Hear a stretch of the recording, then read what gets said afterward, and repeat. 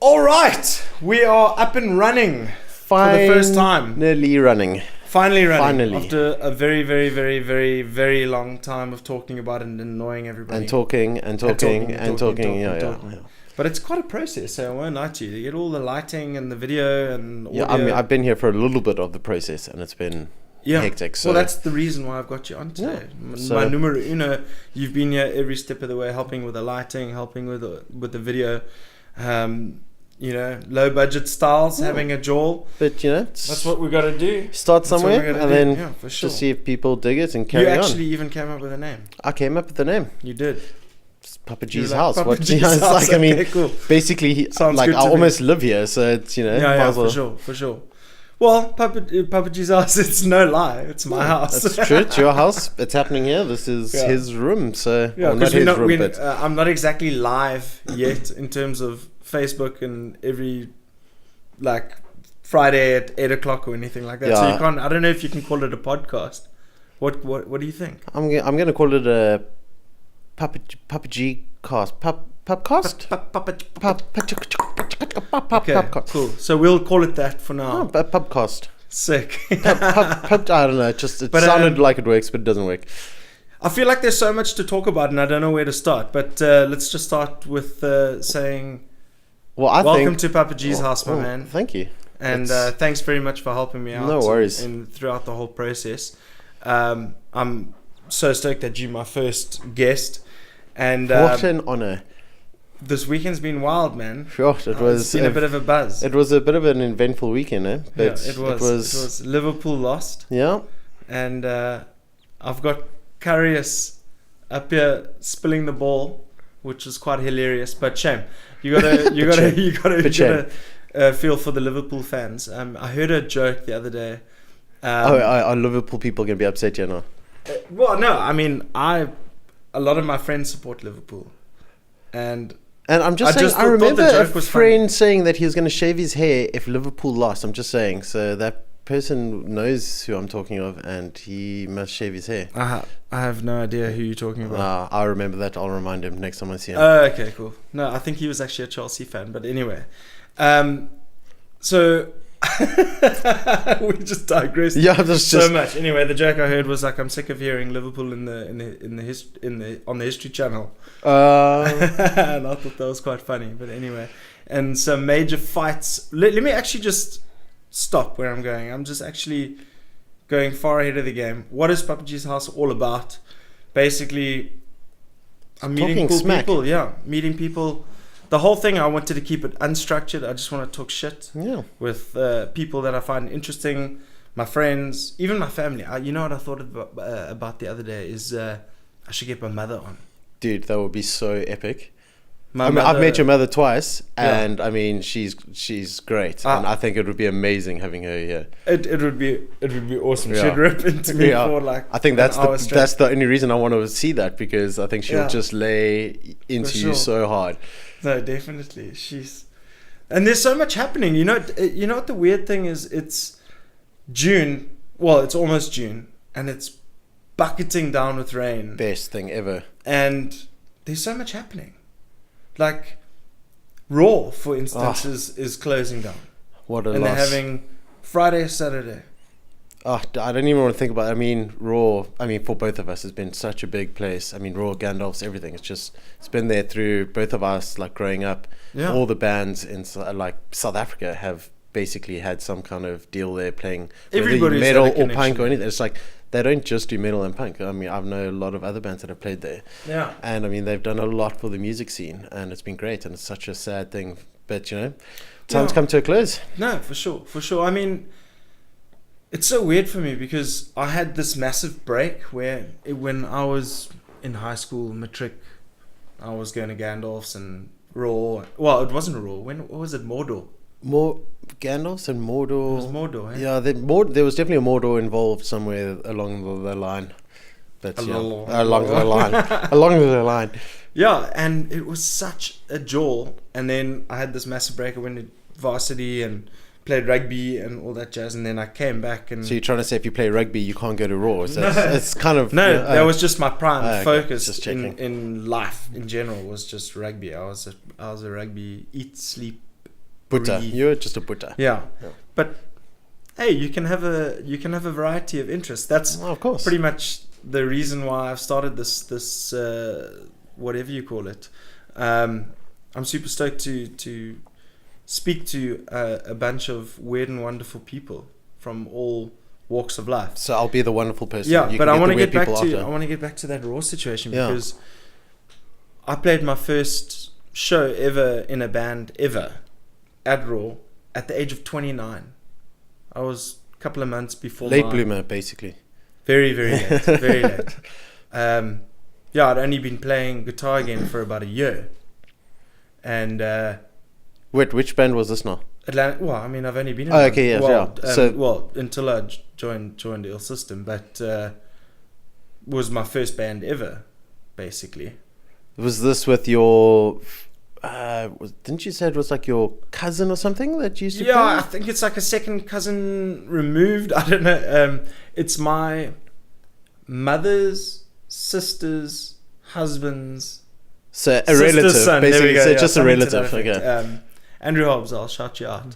Hobo, we called him, or everybody calls him. He basically got me back into music. Music. I've always been into music, no matter what. But got me back into playing, and that's when that whole spiral happened, where I was like, I'll turn my garage into a jam room, and then do this and do that. And it's the best. Where it was epic. Yeah. It was epic. But then the first show ever was at Raw, and obviously for someone who's playing for the first time, it's the first venue, there's a certain connection to it. I've got a massive, plus all the the other connections, where I think the one time at Gandalfs I was a lighty, man. I was probably about 18, and some dude randomly turned around and just clocked me. You actually deserved it though, I mean, let's be honest. I think he actually mistook me for another person, to be honest with you. Is that the story you're sticking with? Yeah, I was probably being full of shit. Wait, me at 18? Oh dear, no, it was definitely my fault. Maybe, I don't know. I mean, I wasn't there, so I don't know, unless I was the person. But I was knocked clean to the floor. So that's a great experience. Then getting up, it's like, I think dude, everyone's experienced that. You see, everybody's got memories there, and there's one last hoorah on Saturday and Friday. Two last hoorahs. Should we actually just check out who's playing? Yeah. Because I know a couple of bands that are playing on Friday, and I know a couple, but I don't know the full lineup, which would be great to see. We'll pull it up right now. So obviously, guys, I just want everybody to know that this podcast or webisode or whatever you call it is going to be available on both audio and video. I basically was going to go pure audio, and then I convinced him you have to see my pretty face. Everybody pretty faces. Me. Well, everyone's pretty faces, not just mine. Everybody convinced me to go video because obviously it's 2018. It's been a buttload of work on the video front, because audio, I've had the audio equipment for quite some time now. But just okay with the video. But anyway, so it's going to be available on video and audio. It's going to be on YouTube, and it's probably going to be on SoundCloud as well. I'm looking at other streaming sites to put the content up. I've completely forgot where I was going with that, but we're going to go to Gandalfs. The main thing is that I don't want this to be any sort of structure. I want it to be a conversation. We're going to talk about stuff. It's going to come up. If it ends up being a bunch of random bullshit that you're not interested in, I'm sorry about that. Yeah. But I'm just here to have conversations, hang out at my house, in my little studio here, and have a good old razzle. So I'm excited. Even me. Gandalfs. Final show. There we go. Sweet. Okay, so they've actually got one event for both evenings. Jeez, that's quite a lineup there. It's gonna be a big weekend in Observatory, I'll tell you that. Yes, that lineup looks great. I'm gonna be spending quite a bit of money, I reckon, as well. Smug Juggler, awesome. Friday, I don't know if this is an order. You missed half price? No, oh, jeez. Because you'd almost assume that, half price drinks, exactly. I think that's where half price actually got their name from. Yeah, good old punk rockers. So, geez, half price, Smug Juggler, Alive at Midnight, Crossfire Collision, and La Patroli. DJ Mice. Okay, I think that's downstairs, and DJ Antonio. Oh yeah, that's also downstairs. It's a killer lineup. Man. Very diverse. Nice, you got some punk. Lots of punk there. Then you got some rock styles with Smug Juggler, and I don't know. I haven't heard. I know I've heard of La Patroli, but I've never heard their material. I must actually give them a listen. Yeah, I think this is actually the first time I'm seeing their name. Yeah. Well, we'll maybe I have seen them and just not knowing. Oh, they're not tagged. Okay, well, let's first go into the Saturday. Okay, and then Saturday is jeez. Bang, bang, bang, bang, bang, bang, bang, bang, bang. It's like, are you even going to be able to get through the first band? Because it's just going to... Crazy, man. Crazy. The War Insane, thrashy as hell. They are thrashy. Yeah. Infanteria, thrashy as hell. Peasant, nice hardcore vibes to mix it up. With Dawn, mixing it up even further. My boys, good old my with boys Dawn. With Dawn, Kevin, legends. Mike and Josh. Hey. So I'm definitely going to go to Saturday for definite. I'm going to definitely try get to Friday. And then Zombies Ate My Girlfriend making a comeback. Jeez, yeah, making a comeback. I'm keen to see them, man. Saturday is going to be killer. And then downstairs, DJ Rowan, DJ Andre, DJ Donovan, and DJ Simone. And then I see a whole bunch of giveaways, and it's going to be the old school Gandalf vibes for the last time ever. Oh, if Gandalfs had anything to do with your life, you have to be there. Yeah, it's one last send off. But it's going to be busy. Oh, it's going to be good. Oh my goodness gracious me. It is going to be busy. And then La Patroli. Never heard of them, so I'm going to pull them up quickly. We can even have a quick little listen if they've got a little secret little track there that we can just have a little jam to. Okay. Oh, no. Well, no, I obviously didn't spell it correctly. Yeah, so can probably try and come back to that at another time. Yeah. But it's going to be killer, man. Yeah, I think definitely worth it. We've already had people saying like, "Oh, let's create a vibe and go do 3." So yeah, and I think they're going to do their old specials as well for one night only. I don't know. I can't. Well, I saw some specials there, and they looked like the old school Gandalf special. So yeah, I think definitely in for a treat. Ooh, gotta get the body ready. I've just had a rough weekend. Oh my greatness! It was great. It was a great weekend. Did you watch the fights this weekend? I didn't. I saw that last fight, which also was quite an uneventful little fight. But yeah, it was a little bit disappointing. Darren Till versus Stephen Wonderboy Thompson. If you don't know what we're talking about the UFC. I'm an avid MMA supporter and fan. I think it's even taken over rugby. No, it's also because there's not much happening in rugby these days either. Well, no, there's a lot happening in rugby. There's a lot happening in rugby. Just my team's not doing very well. Yeah, well, that's kind of what I meant. Yeah, I've kind of gone the fickle route in terms of watching the Stormers now. They've lost, I think, three in a row, but they haven't been huge scoring games. So I don't know what they're up to. I don't even know what they're up to this weekend, to be honest with you. But what's very interesting is not interesting is, well, it is very interesting actually, is Rassie Erasmus's 43-man squad for the Springboks. See, this is where I just nod and smile. No, sure, okay. No, but there's 17 new caps, and there's 5 guys coming back from overseas. And and Sia Khaleesi, who he's such a legend. I've just been rooting for this guy since day one. I think the first day he ever played for Province, I was like, that guy's going to be a star. Oh, he's amazing. And that's back when I was like really still completely and utterly devoted to rugby. Yeah. I was like, this man, is going to be a Springbok, and if not Springbok captain. Yeah. And I'm very stoked for him. And there it is. Well done to Siya Kolisi for getting that Springbok captaincy. I don't know how long it's going to be for, though.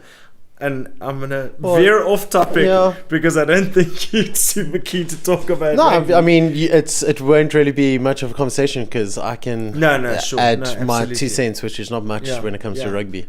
I'm just trying to wrap up what was such a epic weekend. It was an epic weekend. It was just everything. It was sport. It was gigs. It was I mean, I went to a little whiskey festival in town on Sunday. Tell me about it, man. Oh, that was amazing. So it was... they closed off a section of Short Market Street, and they had, I think it was called the Proof Whiskey Festival, Proof American Whiskey Festival.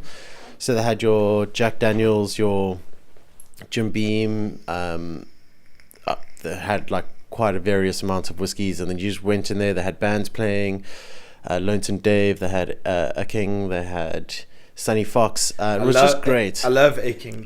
It was so great. Is angelic. And I haven't seen them play much recently, so it was so great just watching them and sitting, and it was just all outdoors, open food stores. It was just really like such a kid vibe. So awesome. Where was it held? In Short Market Street. So in that square. Yeah. In. Remember that place Mojo? Was it around that area? No, it's basically where House of Machines is. It's in that section. So House of Machines was a part of it. Talking about something I don't know. Yeah, so I heard about it. Yeah, so I wear the top. The top quite a bit. It's basically my other home. And I think Southern Wild actually recorded their one rad song that kind of went even viral, I think. Yeah, they're sitting on the bar. Yeah, so I mean, looks cool. House of Machines is definitely a great place if people are keen to go check it out. If you're into the town vibe. And was that on Saturday or Sunday? That was Sunday. So it was the whole day of Sunday. It was really cool, which was quite weird to have a whiskey festival on a Sunday because obviously everyone has to work on a Monday. And there were quite a few people getting quite jolly. So they must be feeling it today. Dude, I don't know what it was about the energy in Cape Town itself. This weekend. Was it like, do you think it was like, okay, the rain's coming this week, it's going to be bucketing down, let's just light this place up? I've got no idea, but I mean, literally everywhere we went, it was just I had quite a fat party myself. Yeah, but I mean, it was great fun. No, it was excellent. Also, a great restaurant. I mean, everybody goes to restaurants and all that kind of stuff, but I bloody love that fat cactus. Fat cactus, yeah. Which one? Which fat cactus now? Is that the one in Woodstock. It's nice and open plan, and then outside, if it gets a little bit hot in the sun, it's like, and then, but they're pricey, eh? Oh, everything's pricey in Cape Town these days. I know. It's like nothing's cheap. Actually, it's most probably that's more standard, and I mean, it's scary the prices here, but jeez. But tell me, what was your favorite whiskey? Because I enjoy myself a good whiskey. It was more, they were doing more whiskey cocktails. So if you bought a ticket, you can get some free cocktails. Okay. So my best one was called the Wood Fashioned. So it was from, I want to say Wood Light whiskey. It was Wood. I can't believe I can't remember that, but I think it was like Wood Light whiskey, and then they had their own cocktail which was off the Old Fashioned, which is just a normal common whiskey cocktail, and they just called it the Wood Fashioned because it was made from their whiskey. So it was amazing. It was really cool. Awesome. But I mean, they had but don't they have that whiskey live thing every year?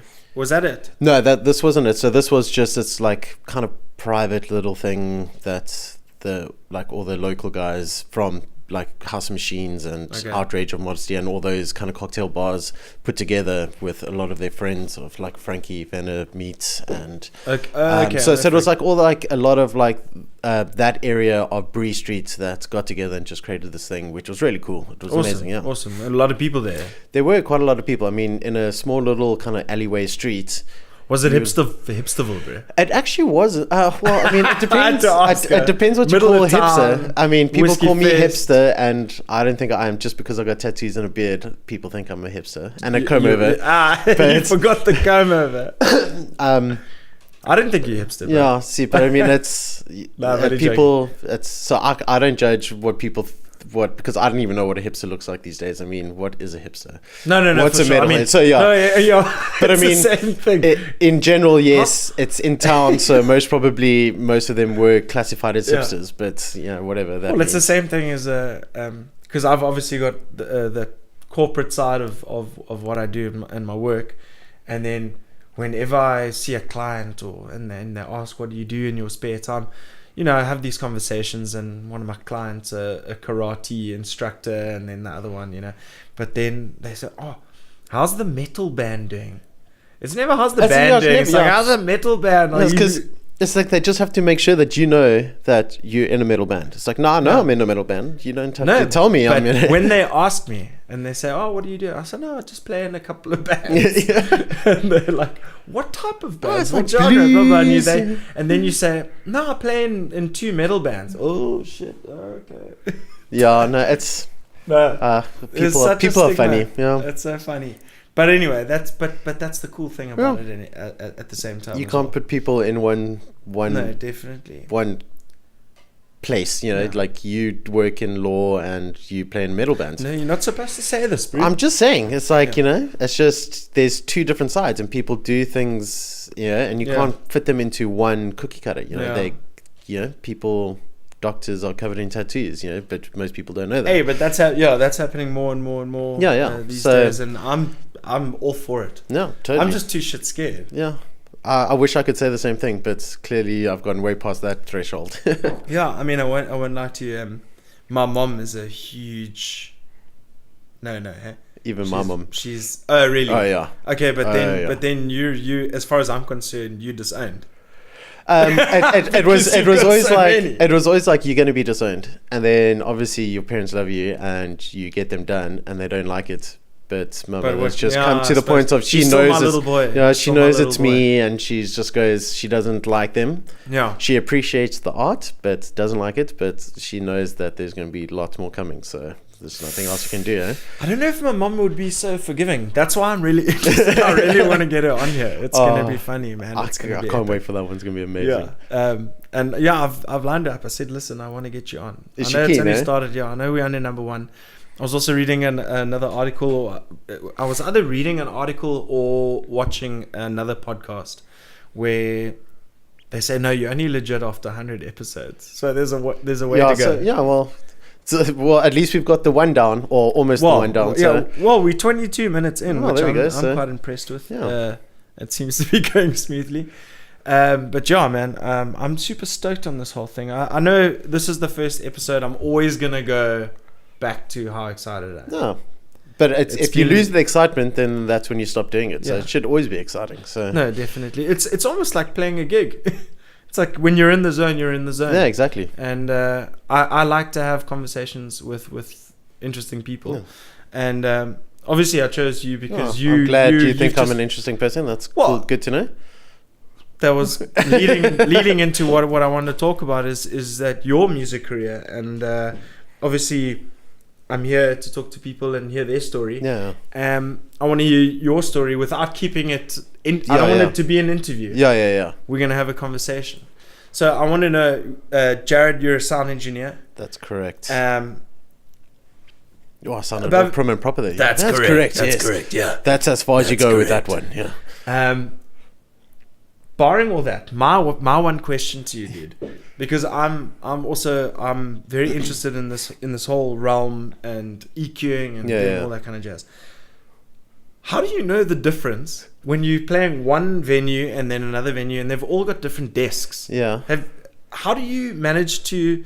Is it a simple fact that you need to know what your mids, your highs, and your lows are and what bracket they are in, and every kind of setup has the same thing, or do you kind of have to find your way around every new desk that you come across? So, Kev question. Yeah, that's actually there were kind of 2 questions in there which I don't think you actually realized. Number 1. So basically, yes, you have to. Every place is going to have a different desk. There are standards of desks that you have. Big festivals will have something generally a certain desk that's going to be in the same kind of realm.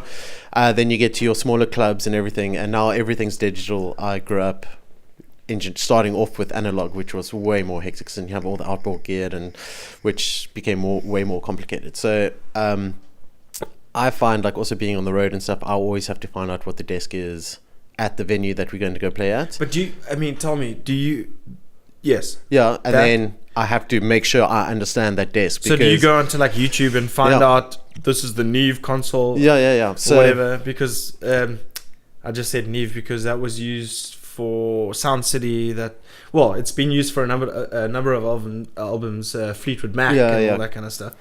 So do you know that even the model numbers and all that kind of stuff? So I mean, it all becomes the same. So the other part of the question was, do you have to find the EQ? But when it comes to that kind of stuff, so your compressions, your gates, your EQing, that obviously all stays the same concept. It's like if you play an A in a guitar, it's going to be an A on a bass, you know what I mean? So it's the same notes, it's just you play it slightly differently. Or on a piano, it's the same chords, but you just have to find where those chords go together.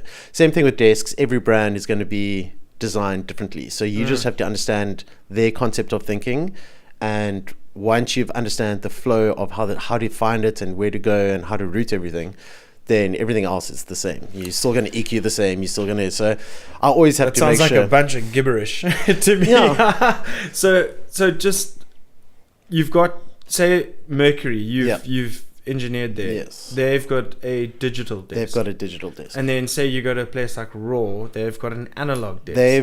I think they're the only place that still has an analog desk. As far as I know, the last time I saw it was still analog. It sounds so great. No, and I still think, nowadays digital desks are getting very good, but analog is just always going to sound better.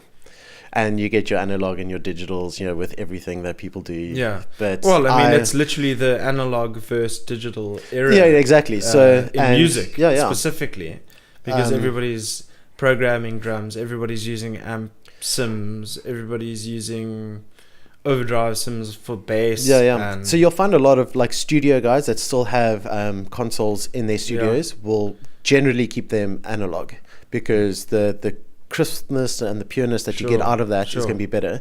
The only reason it went digital is because you're doing this whole setup, you're doing stage, you're doing everything, and you don't want to have all these racks next to you with your compressions in the outboard gear. Everything's in the desk. Issue. Exactly, and it's a time issue and plugging in, and it's all.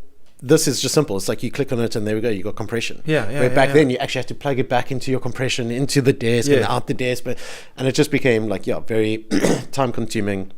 So, and analog desks are sounding amazing now. They are like upping their game. I mean, not that they weren't good. It's just they are getting closer to that analog sound, which is good. But obviously that's how everything's, this conversation's been labored amongst communities worldwide. Yeah. But in terms of the digital and the analog vibe and how the whole digital realm has kind of evolved with Spotify, iTunes, exactly. Your Deezer, all your major streaming platforms where you really have to pay next to nothing per month. As a South African, $60 is nothing to pay a month to get unlimited. Yeah, and it's great because the bands still get paid. Not as much as selling albums, but they still can track the music that's being played. Sure, but what is that difference? What is that correlation? Like, they make money off album sales. You're only going to make money off album sales if you're selling millions. Yeah, no, exactly. And also the artists will... Millions and millions. And the people that are selling millions, it's also the artists only also getting a cut of that. The record label getting most of it anyway.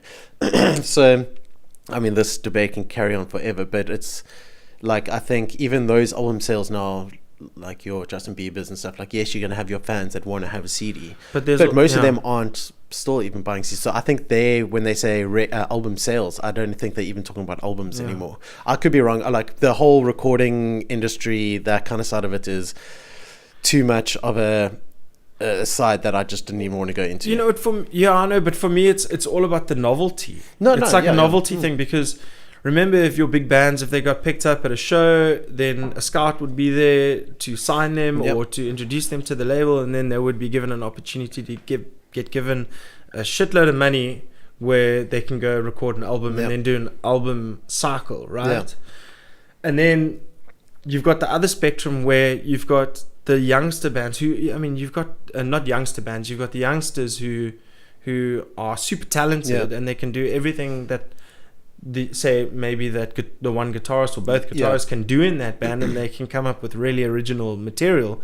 They get an opportunity through the digital realm to be able to express themselves in a digital world. No, totally. And there's more, because there's so many bands. Many different factors involved. It's like kind of what's wrong and what's right and what should be accepted. But at the end of the day, you just got to accept what it is. Yeah.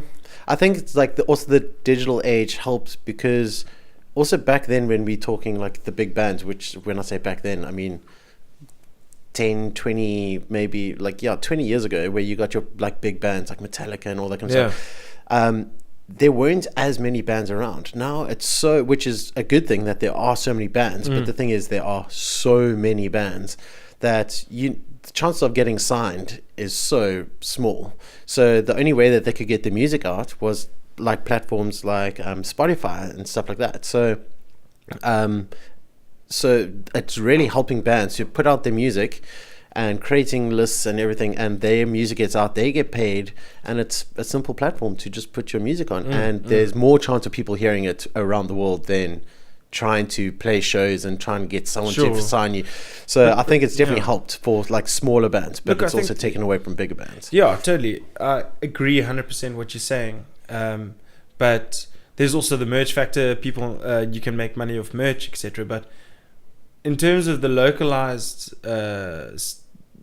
availability of venues, it's quite difficult now. We've got Raw shutting down, we've got Mercury that's left. There's obviously your Rabbit Hole. That it's actually Black Irish now. Oh, is it changed? I didn't even know it's changed. Okay, but obviously still in the same spot. Yeah, okay. Same spot. Okay. And then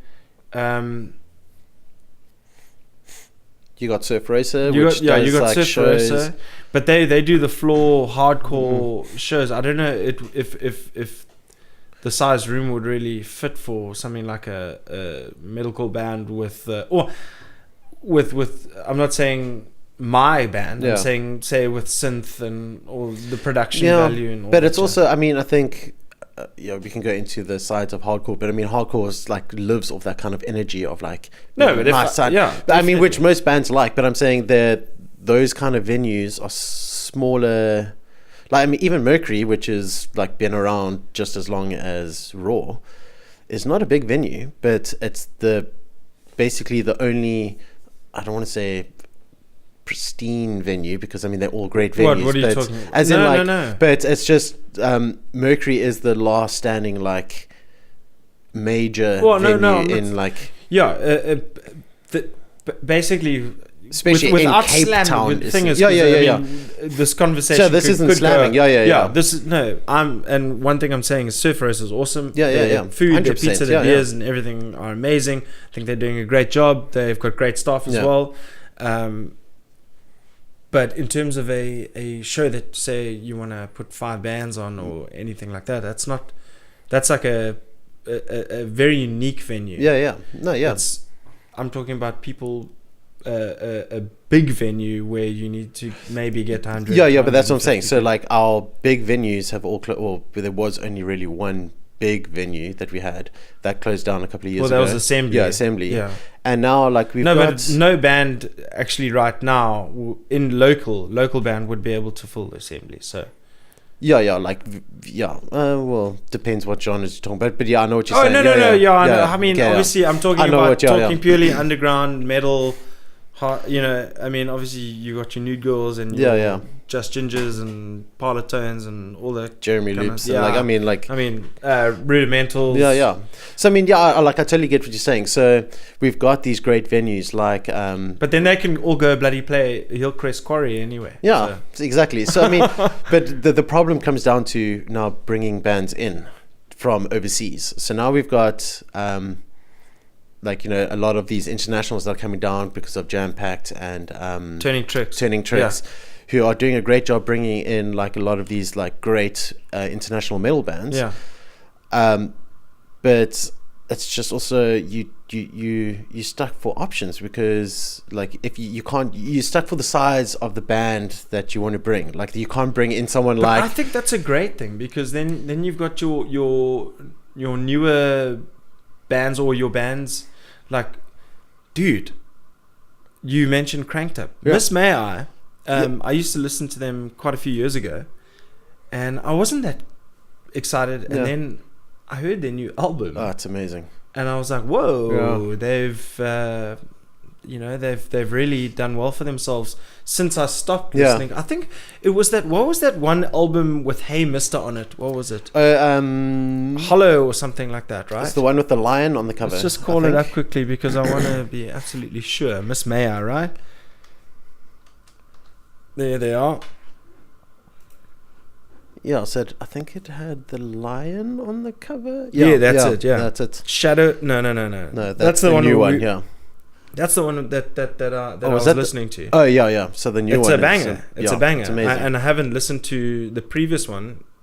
The last time I listened to Miss May I was at Heart. Right, there we go. Hey Mister. Yeah. So it's been since 2012, and then all of a sudden they've done 3 albums since. They just fell off my radar. Yeah. And then I listened to their last album. I was like, I'm gonna go to Joburg. Yeah. I'm gonna go. I haven't heard of. I don't know Sixth music.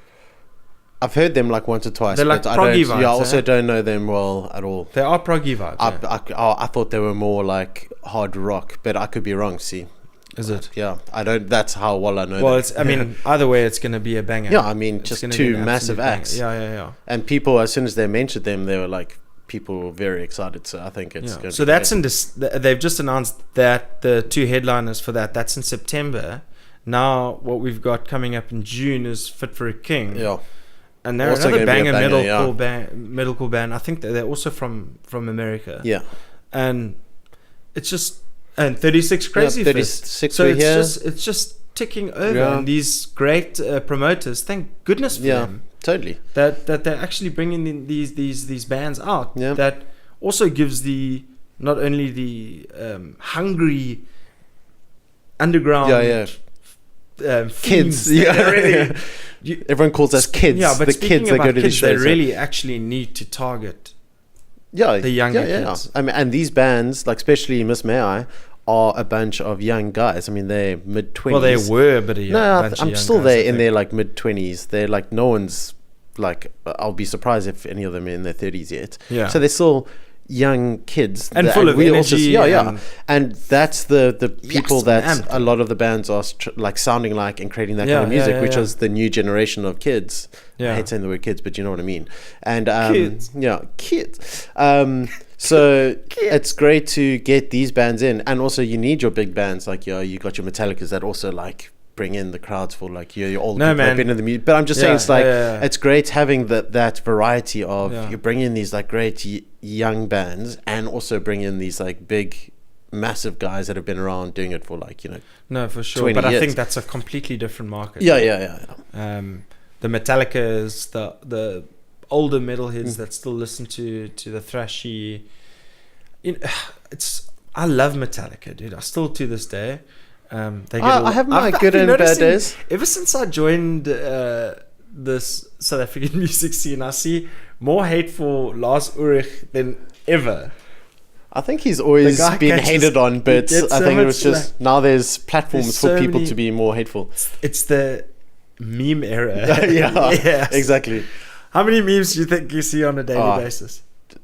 I try not to see memes, so I try and stick with it because they're generally going to be on Facebook, and I don't go on Facebook much.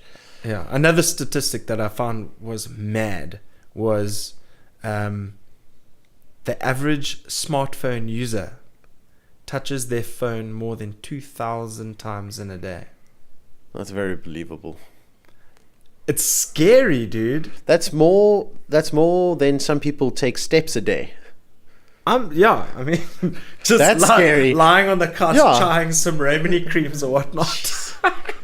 Oh, no, that's scary. That's a lot, and I touch my phone a lot too. Yeah, even me.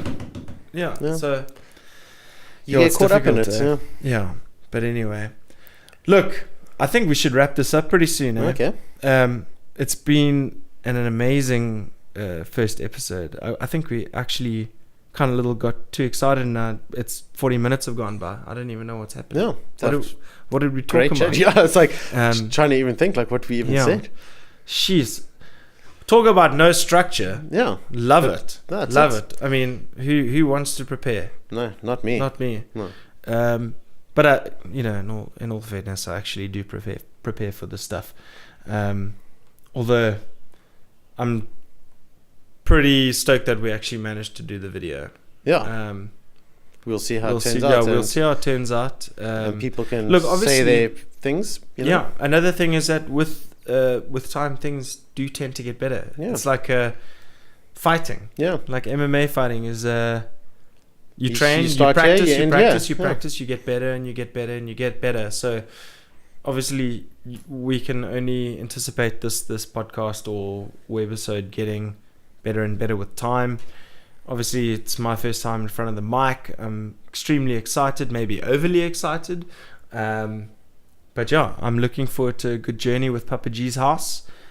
Stoked with the logo. Thanks, Christy DeToy. I want to thank my buddy, Mr. Jarred Ronnenbergh, for helping with sound, video, lighting. Also want to give a shout out to Rick Shields, who's going to be animating the logo for the episodes. So and then I'm going to be recording a jingle.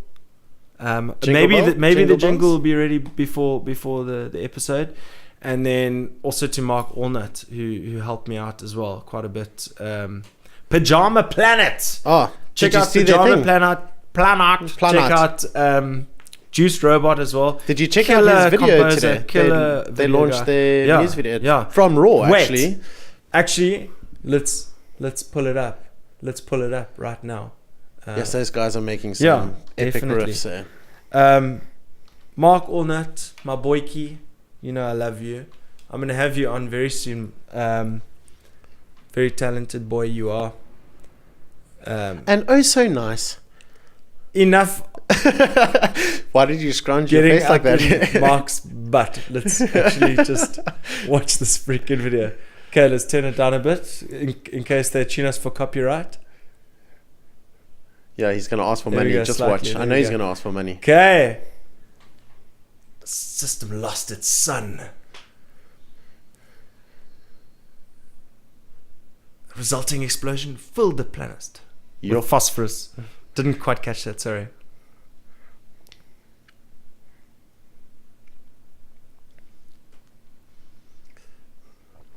Pyjama Planet. So tell me a little bit more about, because I know, like, obviously I've seen them play once and they play in their pajamas stuff, but what is the concept behind the band? Because it's like Mark writes all the music and he gets Mark the guys to play, or how does Mark is the composer, dude. So he writes everything, or is it like a collab with someone else? No, he writes everything. Okay. And then he's got his buddy crew that is just monsters. Gareth Lloyd on drums, as you can see. Jeez, yeah. He kills it. Neil Bezednote from Moment of Clarity. Also, check that. Just so comfortable. And then Luke Otto, he plays with Black Orchid, and I think he also sessions. Oh, look at that. Jeez, these guys can play, huh? He's got such a nice bass. Oh. How's the video editing, eh? It's epic. In the distance, a solar system lost its sun. Oh. The resulting explosion filled planets with a beautiful Gibson Les Paul for ya. And what's Mark playing there? Is that a He's chord playing Gothic? a chord, yeah. rose. It's and then I think that down there, I think it's some sort of GT. Yeah, I heard him playing with wah and stuff. That he's so good at that. Shred it, baby. So when was this actually recorded? Do you know much about I think it's been a year. I think I was there at the show. Sure, it was epic. I remember. Because initially when I read it, he was like, "Oh, it's going to be a live video," and I was like, "What? They're actually going to be at Raw doing a live video, like a live feed?" Yeah. And I was like, on a Friday, on a Monday, and then I obviously clicked. I was like, "Oh, well, it's a live show." That's what they were saying. I can't remember whether. I think this was before we came to Build. Because they've played 2 or 3 shows, I think, and one of them was We Came to Build. But this could have maybe been their first show. This could be, but this they played excellently. I mean, the sounded Raw, and there we go. Another kudos to Raw. Look how nice. Amazing. This is from their desk. Yeah, it's pretty cool. Anyway, let's well, we're gonna go 1 minute. Let's get Mark Solar in there actually.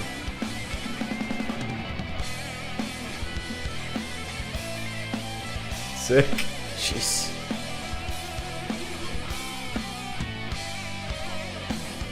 This is the song Green by Pyjama Planets.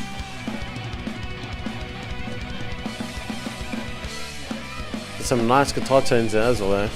Yeah, I don't know how he does it, man. And then, you know, they also got the sample, so you know how on the money you've got to be to get that right. Playing to all the clicks. Because you see Gareth's wearing the headphones to keep the click going. Is that a Stingray? Luke Otto, hit me up if that's a Stingray. It's just such a gorgeous bass guitar. Oh, look how much fun they're having. You know, that's another huge thing. Is well, I mean, would you not have fun playing in your pajamas? I mean, hello. If I had to play in my pajamas, I would have fun as well. Sick. It's like literally go home and you just get straight into bed. I mean, what more could you ask for? Epic. That was a medley of all a selection of their songs. Really good. Really good. Jeez, yeah, very well written and performed. And my boy, you see, Rick Shields did that beautiful animation. Very well produced, great stuff, dudes. Yeah. And then another one, I think we might as well do now, because that was going to be my pick for today. At the end of every episode, I'm going to choose a book or series or song or one of each. Okay, yeah. Cool. So this week, what's something that you've like inspired you for that week, or? Well, I don't know. I seem to think that I'm quite lackluster and lazy when it comes to movies, so I always catch movies really late. Oh, okay. So my pick for movie this episode would be, I watched the movie Split recently. Oh my gosh! And apparently it was released so long ago. Dude, I've watched it about 5 times. Like, what is this? It is amazing. It's amazing. It was amazing. I really enjoyed it. The concept was that actor amazing. James McAvoy is just next level. Yes, definitely worth a watch. If you're into your slightly, it's not a horror. It's more a thriller, but it is scary. I mean, good. I can see how people are scared. It's really good. It's definitely worth a watch. It's just really good. Okay, so I'm gonna play out. I'm not actually gonna do a reaction because that was quite fun. Yeah, that was great. We'll keep that for later. I've got a number of things that I want to do in these episodes. I don't want to do them all at once, and I want to do them all at once, but we're hitting almost 50 minutes. So I'm going to play out my Papa G's pick this week in a movie is Split. Yeah. Just because the royal weddings happened recently, I'm going to say my series to watch is Suits, because obviously it's just unbelievable. Might as well get it while it's still good, because I don't think it's going to last very long. Yeah, seeing as she's leaving or has left, or I don't she has left now. I don't want to do spoilers on this vibe, but like. But I mean, everyone knows that she has to quit. Yeah, that's how it seems to be going. Cause, and I love that show so much because I actually practice a bit of law in a paralegal sense. So it really. So you're a bit of a Rachel and stuff. No, you don't look anything like her. But okay, let's stop talking about that. But my Papa G's pick is my boykie. My boykie! Which one? You got so many boykies. No, Luke Edwards. Okay, no, he's a boykie. Not a boykie, he's a boykie. No, but they're doing really well, and I think that this is going to be a band to watch out for in the future. They basically brand new. They've been around about a year or so. I mean, they've only played released. Yeah, they've played a handful of shows. They've played a decent amount of shows, including Summerfest. We forgot some Winterfest, but anyway, we'll talk about that next episode. They played Summerfest this year, killed it. They were one of the earlier guys. Yeah. So I'm gonna play out with Flatline. Oh yeah, baby. By As Time Divides. They're my they're a great bunch of guys. And my boy Lukey is in there. So enjoy. What's it? As Time Divides. As Time Divides. Thank you for listening to Papa G's House. We got Jarred Ronnenbergh here. We're out.